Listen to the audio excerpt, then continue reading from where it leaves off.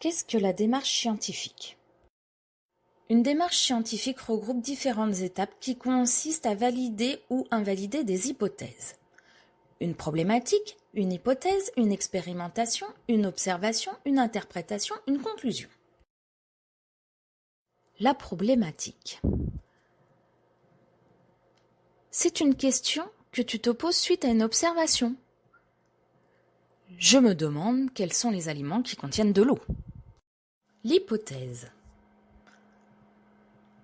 C'est un élément de réponse pour résoudre ton problème. Je suppose que le riz cuit et le citron contiennent de l'eau, mais je n'ai pas d'idée pour les autres aliments. L'expérimentation. C'est une expérience que tu fais pour vérifier ou non ton hypothèse. Saupoudrons les aliments de sulfate de cuvanide pour vérifier mon hypothèse. L'observation. Elle décrit ce que tu as vu au cours de l'expérience.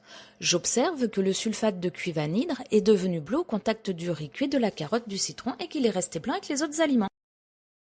Interprétation. Elle te permet de valider ou non tes hypothèses grâce à tes expériences. J'en déduis que le riz cuit, la carotte et les citrons contiennent de l'eau et que le riz cru, la biscotte et les pâtes crues n'en contiennent pas. La conclusion. Elle répond à ta problématique. J'en conclus que le sulfate de cuvanide s'étant hydraté au contact du riz, de la carotte et du citron, ces aliments contiennent de l'eau, ce qui n'est pas le cas des autres aliments.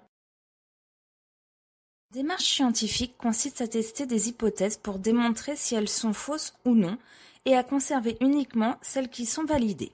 Une hypothèse est considérée comme valide aussi longtemps qu'aucune autre observation ou expérience ne vient montrer qu'elle est fausse.